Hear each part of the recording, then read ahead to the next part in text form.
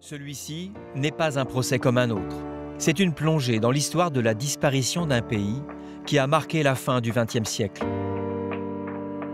L'Union des républiques socialistes soviétiques, le pays natal dans lequel Abramovitch s'est construit. Je suis né à Saratov, dans l'ex-URSS, comme la Russie s'appelait à l'époque. J'ai perdu mes parents très jeunes et j'ai été élevé par des proches. Au début, dans la République des Komis. Pour la convaincre, le propriétaire de Chelsea raconte son histoire de self-made man soviétique qui aurait appris les codes de l'Occident en devenant milliardaire.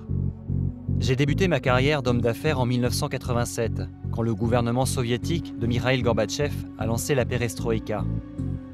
J'ai fait partie des premiers entrepreneurs de l'URSS en lançant Ouyut, une coopérative de fabrication de jouets en plastique pour enfants. Monsieur Berezovski est un homme qui a de grandes idées et de grandes ambitions politiques, avec des besoins d'argent importants pour les financer. Il avait constamment besoin de fonds pour maintenir son influence et son prestige, ainsi que son image d'homme de pouvoir.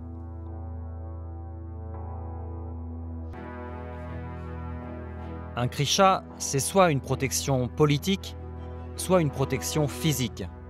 Et moi, j'avais besoin des deux pour mes affaires. On s'est retrouvés tous les deux avec Boris Berezovski. Après un an de procès à rebondissement, le 31 août...